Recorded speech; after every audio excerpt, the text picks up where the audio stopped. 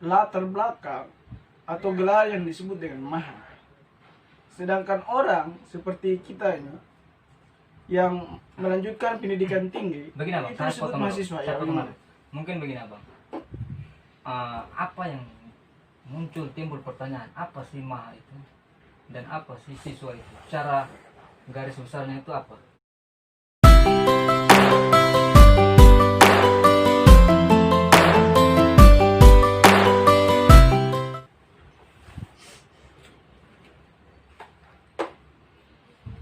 Oke, bagaimana abang? Kita mau diskusi apa ini? Ya baik, kembali lagi bersama kami. Kali ini kami sambil ngerokok, sambil ngopi. Pada siang hari ini kita akan berdiskusi dengan sebuah tema yang menarik. Kira-kira Abaldi, kira-kira pada kesempatan hari ini tema apa yang menarik untuk kita perbincangkan? Oke abang, begini abang, saya mau sedikit ajak abang untuk ngobrol perihal mahasiswa organisatoris. Sebab pada akhir-akhir ini mahasiswa banyak yang sudah tidak lagi pada itu fungsi dan perannya seorang mahasiswa itu. Mungkin dari abang sendiri pandangannya seperti apa terkait mahasiswa sekarang ini seperti apa, khususnya mahasiswa yang di Universitas Muhammadiyah Kupang. Silakan abang. Ya baik, kita bicara tentang dinamika pemuda dan mahasiswa hari ini. Saya juga sebagai seorang mahasiswa yang kurang lebih beberapa tahun sebagai mahasiswa di Kota Kupang, melihat dinamika hari ini, seakan-akan mahasiswa itu lupa akan identitas mahasiswanya. Oleh karena itu, momentum ini kita bisa kembali berdiskusi tentang apa sih fungsi dan tujuan serta hakikat seseorang itu sebagai mahasiswa. Bagaimana bang? Jadi kita bicara mahasiswa itu punya definisi yang sangat panjang dari berbagai pendapat para ahli maupun pendapat setiap individu kita. Nah, jadi mahasiswa itu kalau kaum awam itu menyatakan bahwa seseorang yang menyatakan bahwa dia melanjutkan pendidikan tinggi di jenjang universitas atau sederajat itu dikatakan sebagai mahasiswa. Saya mahasiswa loh.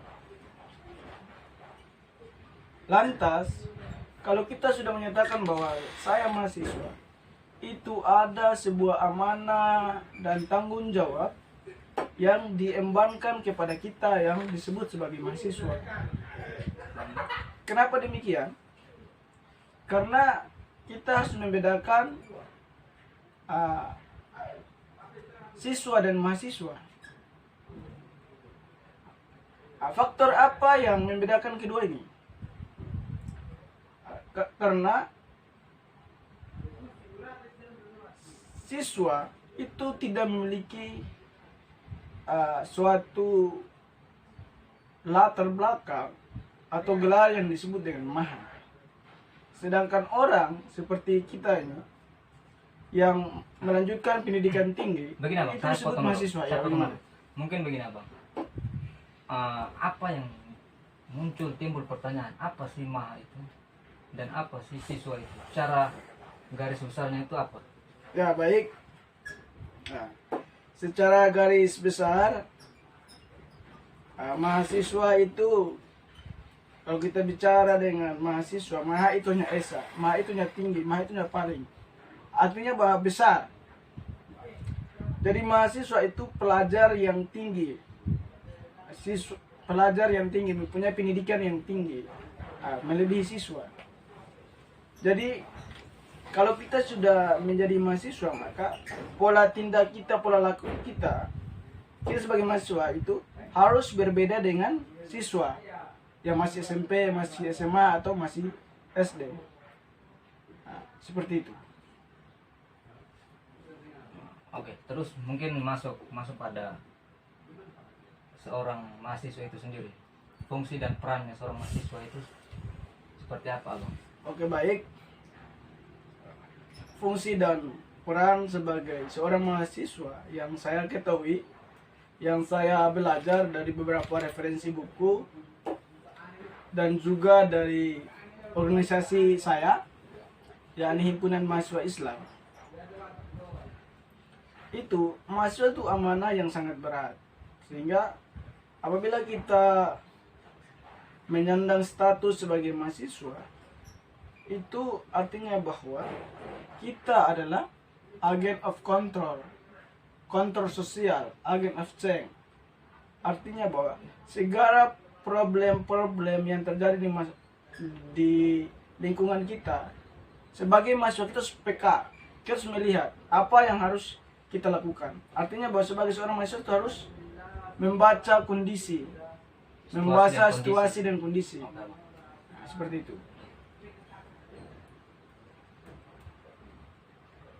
Terus pandangan abang sendiri terkait ini, mungkin lebih spesifik kepada mahasiswa-mahasiswa yang menyandang mahanya itu, tapi dia tidak sadar bahwa dia itu menyandang gelar ma. Itu sungguh sangat luar biasa. Artinya tidak semua orang bisa menyandang gelar itu, namun realitasnya yang terjadi saat ini itu berbanding terbalik. Jangan jauh-jauh, mungkin kayak di sekeliling kita. Nah, itu kan berbanding terbalik. Mungkin apa sih yang mempengaruhi mereka sehingga mereka itu jauh dari fungsi dan peran itu tadi? Ya, baik. Jadi begini, ada beberapa tipe mahasiswa yang kita ketahui. Yang pertama itu dikatakan mahasiswa akademis. Artinya bahwa mahasiswa akademis ini adalah dia tidak ada jiwa kepekaan sosial terhadap lingkungan. Artinya bahwa dia mahasiswa karena dia kuliah, tiap hari di kampus dan pulang, kampus dan pulang, itu adalah mahasiswa. Itu mahasiswa akademis. Dia hanya memperjuangkan individualnya, hanya individunya, sedangkan nilai-nilai sosialnya itu tidak ada sama sekali, bahkan tidak peka terhadap lingkungannya. Yang kedua, itu mahasiswa apatis, mahasiswa yang tidak peka terhadap keadaan. Orang mau buat apa silakan. Artinya bahwa dia mau seenak-enaknya. Orang bilang bahasa gaulnya itu hedon, orang hedon. Hanya memperkaya dirinya, hedonisme. Nah, seperti itu. Dan yang berikut itu mahasiswa organisatoris. Artinya bahwa mahasiswa di samping dia menjalankan kewajibannya untuk belajar di kampus, dia juga melakukan kontrol-kontrol sosial dan memiliki nilai kepekaan yang tinggi terhadap lingkungannya. Nah, tipe ini yang sangat bagus untuk dijadikan sebagai suatu motivasi buat adik-adik calon mahasiswa baru. Artinya bahwa mahasiswa organisatoris itu mahasiswa yang di samping kuliah di kampus, dia juga mencari pengalaman di luar seperti organisasi misalnya, dan punya nilai kepekaan sosial terhadap lingkungan. Seperti itu. Kemudian kan ada beberapa kampus itu yang memiliki organisasi yang disebut organisasi eksternalnya kampus. Kemudian ada juga organisasi intra kampus. Mungkin bagaimana Bang, sedikit penjelasan terkait organisasi ini secara garis besarnya itu seperti apa? Ya baik, begini. Jadi bicara tentang dunia mahasiswa, itu dimanapun teman-teman berada, di kampus mana ataupun di kota mana, teman-teman akan masuk, nanti teman-teman akan kenal nama sebuah organisasi. Organisasi itu adalah perkumpulan orang. Organisasi itu ada dua. Kalau dalam dunia kampus atau dunia mahasiswa, itu ada organisasi intrakampus dan organisasi ekstra kampus. Intra itu di dalam, sedangkan ekstra itu di luar. Seperti itu. Organisasi intra kampus, contohnya BEM fakultas, BEM jurusan, BEM universitas. BEM itu artinya Badan Eksekutif Mahasiswa. Artinya bahwa dari perkumpulan-kumpulan BEM ini akan menyuarakan suara-suara jurusan, suara-suara fakultas, dan suara-suara universitas kepada pejabat-pejabat kampus.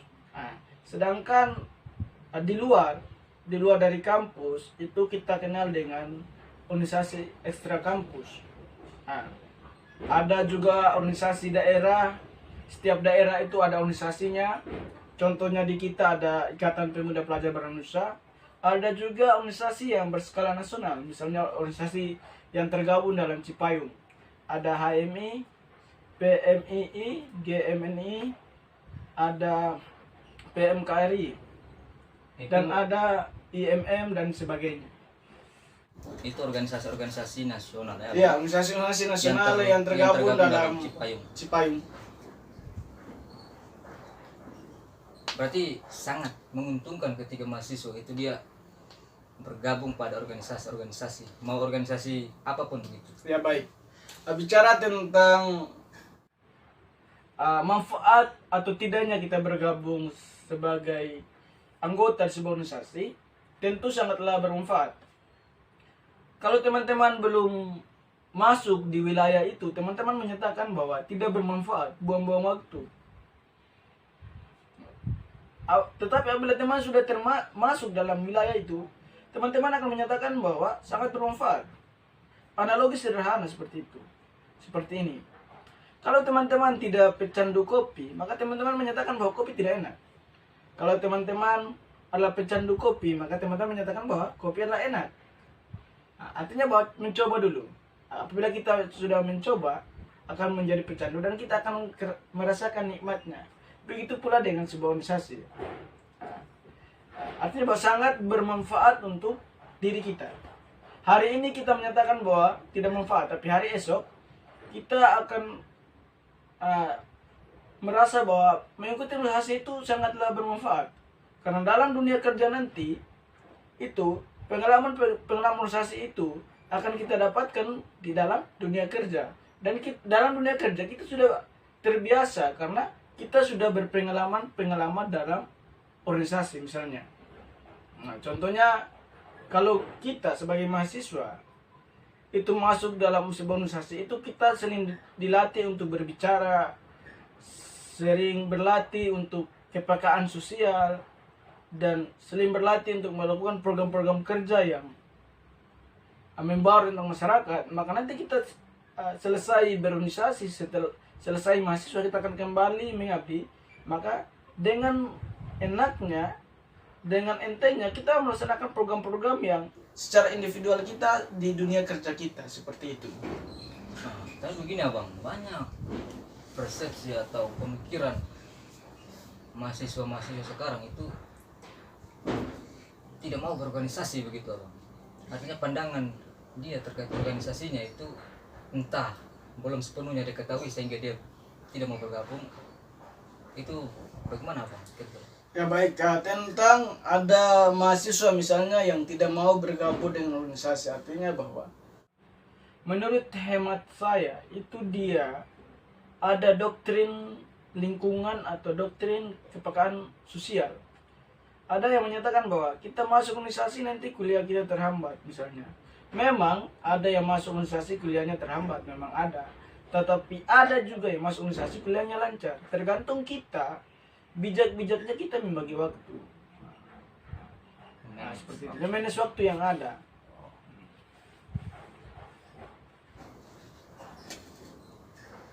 Terus apa lagi? Mungkin ada tambahan-tambahan. Ya, baik. Ya. Maka kepada teman-teman yang sebagai mahasiswa, jangan ragu dan jangan bimbang untuk bergabung dalam sebuah organisasi. Baik itu organisasi intra maupun organisasi ekstra. Karena organisasi itu sangat bermanfaat untuk kita. Hari ini kita tidak rasakan, tapi hari esok kita akan rasakan. Karena banyak sekali teman-teman yang sudah lulus sarjana menyesal dirinya tidak bergabung dalam organisasi. Jangan sampai Anda adalah salah satu orang yang akan menyesal karena tidak bergabung dalam sebuah organisasi. Seperti itu.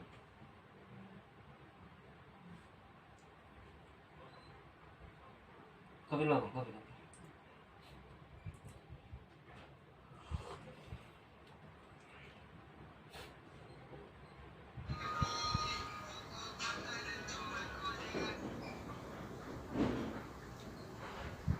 Ya begini, saya sedikit kembali refresh kepada adik abang yang sudah bergabung dalam sebuah organisasi. Artinya bahwa di sini kita diskusi bebas ya. Kira-kira sudah sekitar 2-3 tahun adik abang digabung dalam sebuah organisasi, itu merasa rugi atau merasa untung? Kira-kira pandangan Abal seperti omongan orang jangan masuk organisasi dan sebagainya, itu apa yang Abal rasakan kalau sudah masuk dalam sebuah organisasi? Kira-kira Abal seperti apa? Ya, menurut saya perubahan itu tentu ada, Bang. Perubahan itu pasti ada. Baik itu secara jati diri maupun link atau jaringan, itu pasti perubahan dari situ ada. Menurut saya juga bagus bergabung dengan organisasi. Saya sendiri sudah berkecimpung pada organisasi-organisasi baik itu nasional maupun lokal. Ya, kurang lebih 3 tahun lah, 3 tahun mau 4 tahun lah. Banyak hal-hal yang kita dapatkan dari wadah-wadah seperti itu. Baik itu ilmu, baik itu pengalaman, baik itu teman, bahkan kita bisa mempunyai teman-teman yang berada di luar provinsi Nusa Tenggara Timur ini atau di luar kota Kupang ini. Jadi bagi saya satu timbal balik yang sangat luar biasa untuk saya. Ya, baik, jadi begini, apapun problemnya, jadi menjadi seorang mahasiswa sangat sederhana. Kita cukup menjalankan kewajiban kita sebagai mahasiswa di kampus, dan juga kita harus memiliki nilai kepekaan sosial terhadap lingkungan kita. Artinya bahwa sebagai seorang manusia itu ada kata Anas, hubungan sosial. Kalau teman-teman kalau belajar, ada manusia secara individu dan ada manusia secara sosial. Manusia sebagai makhluk individu dan manusia sebagai makhluk sosial. Manusia sebagai makhluk sosial, maka harus ada kepekaan sosial yang kita lakukan. Termasuk kita bergabung dalam sebuah organisasi, itu kita belajar bagaimana mempunyai nilai-nilai kepekaan sosial terhadap lingkungan kita. Karena dalam Islam sendiri itu dikatakan bahwa sebaik-baiknya manusia adalah orang yang bermanfaat kepada sesama manusia. Jadilah diri kita untuk bermanfaat kepada orang lain. Sedikit saya kutip ya, Abaldi. Saya kutip buku karangan Rifai. Itu judulnya Ada dan Tiadamu itu tidak ada bedanya. Asik. Menarik. Dalam buku itu menyatakan bahwa kamu ada ataupun tidak ada, itu tidak ada bedanya. pada bab pertama menjelaskan bahwa manusia itu dibagi dalam 5 tipe. Yang pertama, manusia wajib ada. Yang kedua, manusia sunnah ada. Yang ketiga, manusia mubah ada. Yang keempat, manusia makruh ada. Dan yang terakhir, manusia haram ada. Jadi manusia haram ada. Artinya pembagian tipe ini mempunyai penjelasan yang sangat menarik. Menurut buku Karang Rifa ini, coba kita bahas. Yang pertama, manusia wajib ada. Kalau bicara tentang wajib, tentu teman-teman sudah ketahui. Wajib itu sesuatu yang harus, keharusan. Manusia wajib ada itu jikalau dia ada dalam lingkungan tersebut, dalam kelompok tersebut, dia memberikan dampak yang sangat baik. Dia memberikan perubahan yang sangat baik. Orang-orang sangat menyukai dia. Tetapi tipe orang yang wajib ada ini, jikalau dia tidak ada, itu orang-orang di sekitarnya itu selalu merindukan dia. Dia tidak ada tuh, orang merindukan dia. Soalnya seperti ini. Abal ini tidak ada nih. Kalau dia ada baik, ini semua sudah habis. Pekerjaan-pekerjaan semua nih Abal di dulu berbaik, baguslah. Karena manusia wajib ada nih, dia selalu memberikan dampak. Dan apabila dia tidak ada, orang-orang sangat merindukan dia. Dan dia tidak ada orang yang bisa menggantikan posisi dia. Hanya dia yang bisa. Hanya dia yang bisa melakukan itu, sehingga dia wajib untuk hadir. Kalau rapat-rapat, ya tunggu, misalnya Abaldi misalnya. Tunggu Abal dulu. Kalau Abal belum datang, tidak bisa berjalan. Karena Abaldi adalah salah satu-satunya orang yang bisa memberikan manfaat atau sangat dibutuhkan dalam kelompok tersebut. Untuk manusia wajib ada. Yang kedua, itu manusia sunnah ada. Sunnah pasti teman-teman tahu kalau agama Islam. Manusia sunnah ada itu memberikan ada agak kesamaannya dengan manusia wajib ada ya. Dia memberikan perubahan dan orang sangat menyukai dia kalau dia ada. Ide-idenya sangat cemerlang. Dan dia tidak ada, orang juga merindukan dia. Tentang keberadaannya. Tetapi kalau dia tidak ada orang yang bisa menggantikan dia. Ada orang yang bisa menggantikan posisi dia. Kalau manusia wajib ada tadi, dia tidak ada, itu tidak ada orang seperti dia yang bisa menggantikan dia. Kalau manusia sunnah ada itu, dia memberikan perubahan, dia sangat bagus, tapi dia tidak ada, orang merindukan dia, tapi ada orang yang bisa menggantikan posisi dia. Seperti itu. Sedangkan yang ketiga, itu manusia mubah ada atau boleh ada. Manusia mubah ada itu, dia ada juga tidak apa-apa, tidak jadi masalah kalau dia ada. Dia tidak ada juga tidak jadi masalah. Dia mau datang juga tidak jadi masalah. Dia ada juga tidak jadi masalah. Artinya apa? Pelengkap. Artinya kalau dia pelengkap, artinya dia mau bagaimanapun dia tetap dibutuhkan begitu. Karena dia sebagai pelengkap begitu. Mubah ada, boleh ada. Artinya bahwa dia itu tidak terlalu dibutuhkan. Dia hadir juga tidak memberikan dampak. Tidak masalah. Dia tidak hadir juga tidak masalah. Dia ada juga, dia tidak melakukan apa-apa dan tidak ada keuntungan di dalamnya dan tidak ada kerugian yang didapatkan dan tidak ada keuntungan yang didapatkan. Jadi dia mau ada atau tidak ada, no problem. Dia ada juga tidak ada keuntungan dan tidak ada kerugian. Dia tidak ada juga tidak ada keuntungan dan tidak ada kerugian. Mau dia ada atau tidak ada, tidak jadi masalah. Tidak jadi persoalan. Tidak jadi persoalan. Itu manusia yang mubah ada. Yang keempat, itu manusia makruh ada. Nah, manusia makruh ada ini seperti ini. Manusia makruh ada ini, dia ada itu, dia sedikit membuat masalah.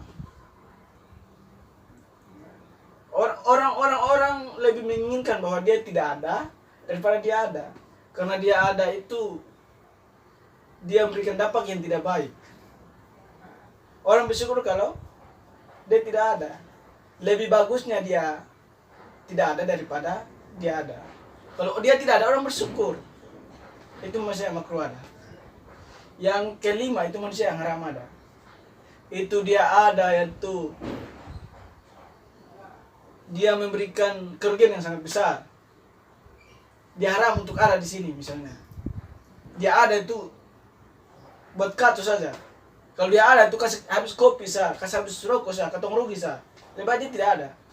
Dia tidak ada, orang bersyukur. Sah-sah saja ya. Ya. Orang lebih bersyukur dia tidak ada. Karena dia haram untuk berada di sini. Karena dia ada, dia akan membuat keonaran. Nah, seperti itu. Itulah penjelasan dari Rifai dalam bukunya Ada dan Tiadamu Tidak Ada Bedanya. Seperti itu. Maka sebagai manusia, kalau poin yang pertama, sebagai manusia dan tentunya menyandang gelar maha dan siswa. Sebagai mahasiswa yang punya nilai kepekaan sosial dalam pembagian tipe ini, artinya bahwa apabila kita tidak bisa menepati pada tipe yang pertama itu wajib ada, maka kita jangan menjadi manusia yang makruh ada dan haram ada. Yang paling tidak, kalau kita tidak bisa buat apa-apa, ya kita jangan membuat kerusakan. Ya hanya mubah ada lah. Kalau kita tidak berbuat kebaikan, minimal kita jangan buat kejahatan. Kalau kita tidak bisa membuat perubahan, minimal kita tidak bisa buat kebaikan, minimal kita jangan buat kejelekan. Lebih bagusnya kita menjadi manusia yang tipe yang kedua sunnah ada, tapi kalau ada yang menjadi manusia yang wajib ada, itu sangat luar biasa. Seperti itu. Oke, baik. Luar biasa. Pada kesempatan kali ini kita mendengarkan penjelasan-penjelasan, masukan-masukan dalam obrolan kita pada sore hari ini, itu sangat luar biasa, penuh dengan gagasan-gagasan, cocok untuk menemani waktu luang, waktu santai kita untuk sekedar atau seharusnya lah menonton video ini, sehingga kita semakin mendapatkan ilmu-ilmu, pengetahuan-pengetahuan yang pada dasarnya itu kita harus memiliki itu, begitu. Terima kasih Abang sudah hadir pada kesempatan ini. Mungkin kedepannya kita bisa saling ngobrol, ngopi bareng. Suku hati, Suku hati. Oke, baik, diskusi kita pada kesempatan ini, kami menghimbau kepada teman-teman yang menonton video ini,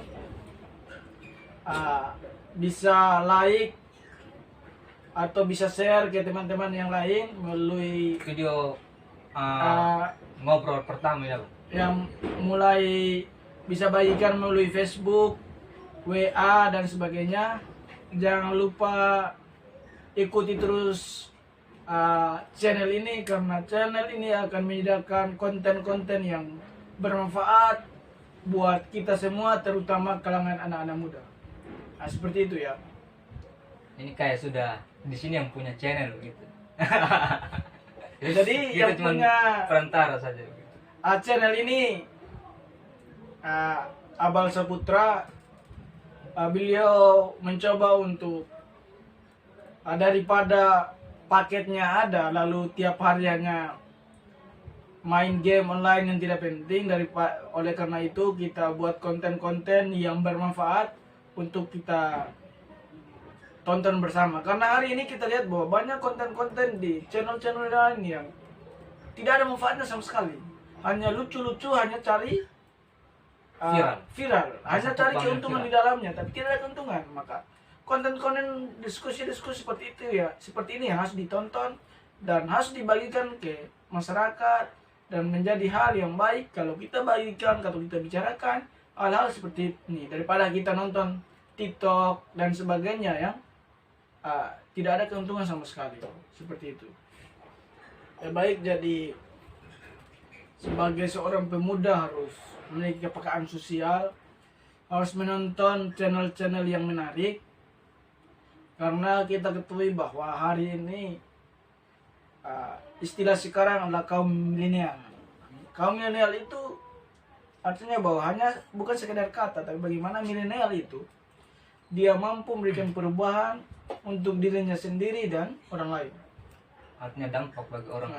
Jadi begini, menurut salah satu tokoh perempuan, salah satu perempuan yang menjadi menteri pertama di Amerika, dia menyatakan bahwa apa yang kita pikirkan itu akan menjadi sebuah tindakan. Apa yang kita pikirkan itu akan menjadi sebuah tindakan. Jadi, pikiran kita itu dari apa yang kita pikirkan oleh otak kita itu akan menghasilkan sebuah tindakan. Dari sebuah tindakan itu Mau tindakan apa saja, apabila kita melakukan terus menerus, mulai dari kita mata terbuka, mulai dari kita bangun tidur sampai tidur kembali, itu akan menjadi sebuah kebiasaan. Kita lakukan terus akan menjadi sebuah kebiasaan.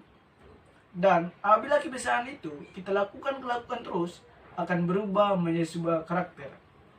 Jadi karakter kita itu tergantung apa yang kita pikirkan dan apa yang kita lakukan terus menerus akan menjadi sebuah karakter. Misalnya seperti itu. Oke. Kalau anak-anak muda sering nonton film-film hal-hal yang tidak berbau negatif, maka mereka akan berpikir hal yang negatif.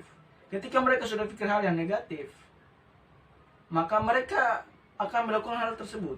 Ketika melakukan hal tersebut, maka akan menjadi kebiasaan. Kebiasaan itu akan menjadi karakter. Karakter itu yang sulit. maksudnya contohnya karakter pembunuh. Karena kebiasaannya membunuh. Pikirannya akan membunuh dan tindakannya membunuh. Kebiasaannya yang membunuh, maka karakternya karakter pembunuh. Karakternya adalah karakter preman. Karakternya adalah karakter pemabok. Seperti itu. Jadi, apa yang kita pikirkan itu yang akan kita lakukan, dan apa yang kita lakukan itu akan terus menerus akan menjadi sebuah kebiasaan. Dan kebiasaan itu terus kita lakukan akan menjadi sebuah karakter kita. Dengan sendirinya dia akan membentuk Menjadi karakter. karakter. Artinya bahwa kebiasaan, contohnya anak ini kebiasaannya terlambat, maka akan membentuk manusia yang karakternya terlambat. Seperti itu. Dan itu sangat mengganggu dia punya keseharian aktivitas. Ya baik, Tidak ada cukup untungnya bagi dia. sampai di sini. Jangan lupa ikuti terus channelnya. Sekian dan terima kasih. Terima kasih juga kepada Abaldi yang sudah mengajak saya dalam diskusi kali ini. Kalau ada yang salah, itu mungkin kesalahan dari kami. Kalau ada yang benar, itu mungkin kebenaran itu dari orang lain. Kebenaran itu berdasarkan apa yang kami baca dari beberapa referensi, dan kebenaran itu hanyalah mutlak dari Allah Subhanahu wa taala.